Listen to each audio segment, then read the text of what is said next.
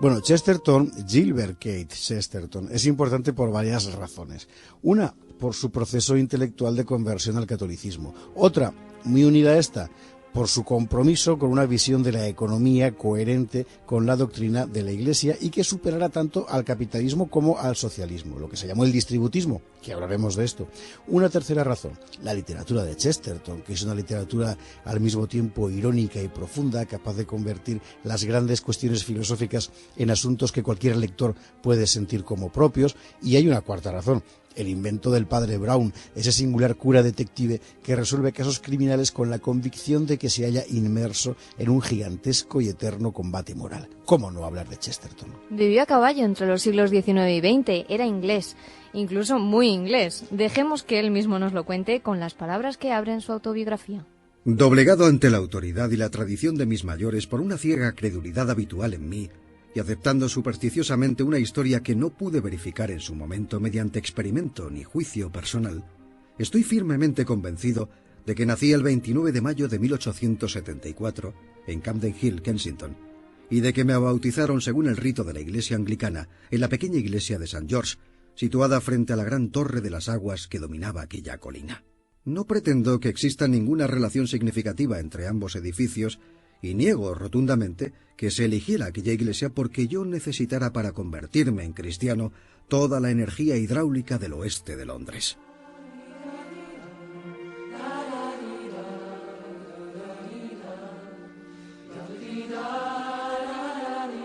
Toda la energía del oeste de Londres necesitaba Chesterton para convertirse. Bueno, es muy significativo que abriera su autobiografía planteando de entrada en el primer párrafo el hecho de su conversión. Es que él mismo lo veía como el acontecimiento central de su vida. Tenemos que situarnos en la Inglaterra del último tercio del XIX.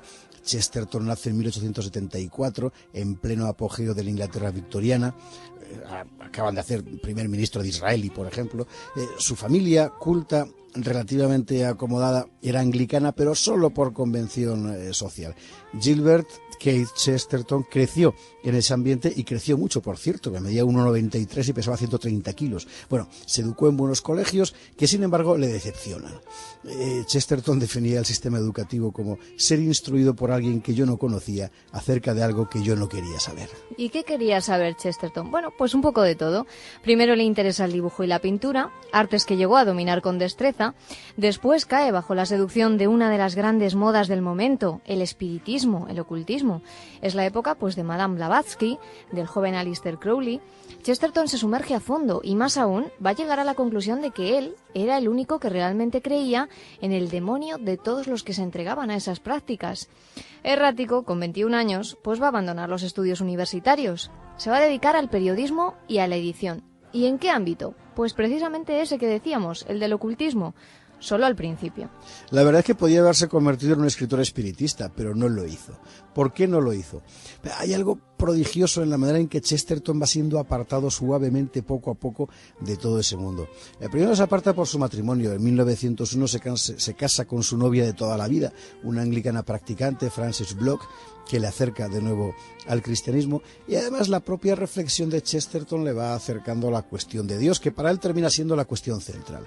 Se hable de lo que se hable, piensa Chesterton, siempre aparece la cuestión de Dios por medio. Bueno, ¿y de qué habla Chesterton? Habla de arte, de política, de poesía.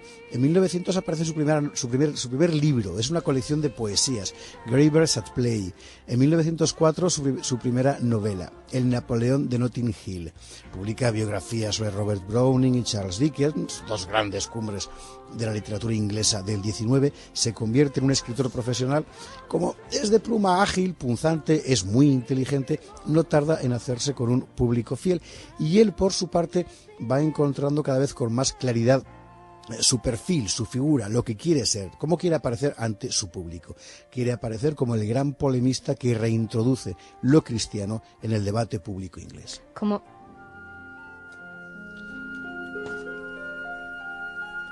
qué, Almudena? Pues sí, como están viendo nuestros oyentes, Chesterton ya se ha decantado por esa posición intelectual, ¿no? La tiene clara. Por encima de todo, es un crítico de la modernidad, o para ser un poco más precisos, de los errores del mundo moderno. Va a desdeñar esa aspiración que él tenía de encontrar un superhombre que deja atrás lo humano y va a reivindicar el concepto cristiano del libre albedrío como frontera con el mal. Así, en su novela El hombre que fue jueves, pues ahí sí que se ve esta teoría. Frente al racionalismo opone el sentido común. Frente a la fe ciega en la ciencia, defiende la fe tradicional en Dios. Frente a la crueldad de la civilización industrial y técnica, recupera ese ideal social de la Edad Media, donde todo el mundo ocupaba un lugar. Denuncia lo que está mal en el mundo, que es precisamente un ensayo de 1910, y en su novela La esfera y la cruz, de ese mismo año, plantea el gran enfrentamiento entre Dios y su negación. Vale la pena extenderse un poco sobre esta novela porque define muy bien cómo veía Chesterton el asunto. Chesterton no es un maniqueo. En La esfera y la cruz todo consiste en que un católico y un ateo tratan de dirimir sus diferencias en duelo. Pero pronto comprueban los dos que el verdadero enemigo no es su respectivo rival, sino el mundo, el orden social, porque no les dejan batirse. Ellos quieren batirse en duelo para resolverlo, pero todo el mundo se conjura para que no puedan hacerlo. Los jueces, la policía, de tal forma que al final el verdadero enemigo es un orden social asentado en la indiferencia, que no entiende a los duelistas y que se propone encerrar a ambos como locos peligrosos. Perseguidos por la policía, el católico y el ateo terminan transformando su duelo en una profunda amistad. Y la moraleja: el verdadero problema del mundo moderno no está en las creencias opuestas, sino en un orden que ha proscrito toda creencia. Y frente a ese mundo vacío de creencias, ganado por la superstición, Chesterton encuentra en el cristianismo una luz segura, un faro que no se apaga. Años más tarde, en ¿Por qué me convertí al catolicismo?, lo va a explicar así. Jamás la superstición ha revolucionado tanto el mundo como ahora. Solo después que toda una generación declaró dogmáticamente, y una vez por todas, la imposibilidad de que haya espíritus, la misma generación se dejó asustar por un pobre, pequeño espíritu. Estas supersticiones son invenciones de su tiempo, podría decirse en su excusa. Hace ya mucho, sin embargo, que la Iglesia católica probó que ella no era una invención de su tiempo. Es la obra de su Creador, y sigue siendo capaz de vivir lo mismo en su vejez que en su primera juventud. Y sus enemigos, en lo más profundo de sus almas, han perdido ya la esperanza de verla morir algún día. May it be an evening star shines down upon you. Por encima de la superstición y de las modas hay alguien que siempre tiene una idea superior del bien y del mal. Esa es la Iglesia. Chesterton lo descubre, entre otros, con un cura católico, el padre O'Connor, al que conoce en 1907. En O'Connor se inspiraría, por cierto, pues para crear a uno de sus personajes más conocidos, el padre Brown, el cura detective que a partir de 1911 iba a convertirse en protagonista de 50 relatos y que daría a Chesterton una enorme popularidad. Los años de la inmediata preguerra, antes de la Primera Guerra Mundial, son un tiempo de efervescencia intelectual enorme para Chesterton. Su hermano Cecil, socialista fabiano, periodista y editor como Gilbert, había empezado a publicar los trabajos de un amigo de ambos, Hilaire Belloc, ferviente católico.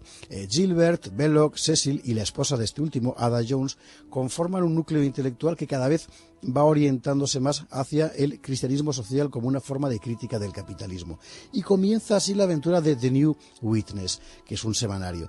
Cecil morirá en la Primera Guerra Mundial, pero la aventura continuará después. El núcleo de The New Witness alumbrará una doctrina propia, el distributismo, que es una tercera vía alternativa al capitalismo y al socialismo, fuertemente arraigada en la doctrina social de la Iglesia. ¿Y qué era el distributismo? Pues podemos resumirlo así: la aspiración a construir un orden social justo sobre la base de una muy difundida distribución de la propiedad.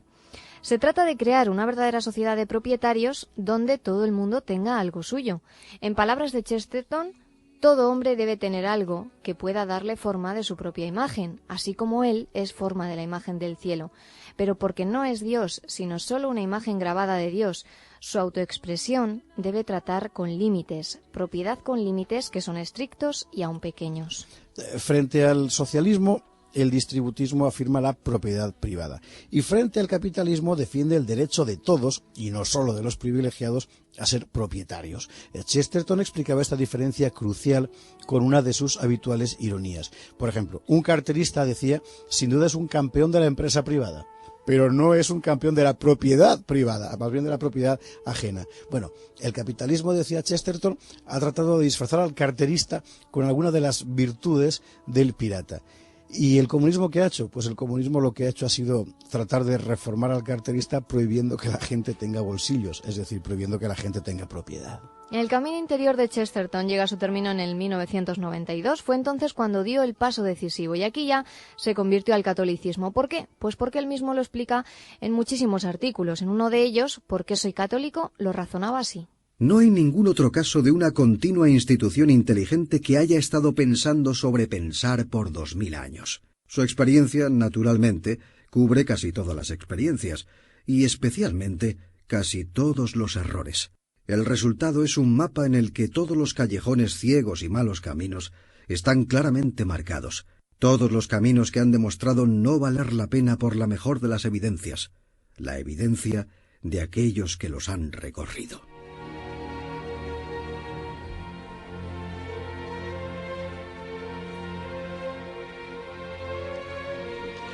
En 1922 se convirtió Chesterton al catolicismo, sí. Bueno, y defenderá siempre esta postura en todos los foros públicos. Foros además a los que acude sin desdeñar ninguno. Más aún, él mismo los organizaba para discutir sobre cualquier cosa, desde la política hasta la literatura. Por ejemplo, se hicieron célebres sus debates con George Bernard Shaw, gran amigo suyo, el gran dramaturgo inglés, a quienes acusaban a la Iglesia de mantener actitudes conservadoras, de no adaptarse al aire de los tiempos. Chesterton les contestaba que el ser humano es el mismo en todas las épocas. ¿Para qué adaptarse, pues, al cambio de los tiempos? Decía: no quiero una religión que tenga razón cuando yo tengo razón, sino una religión que tenga razón cuando yo me equivoco.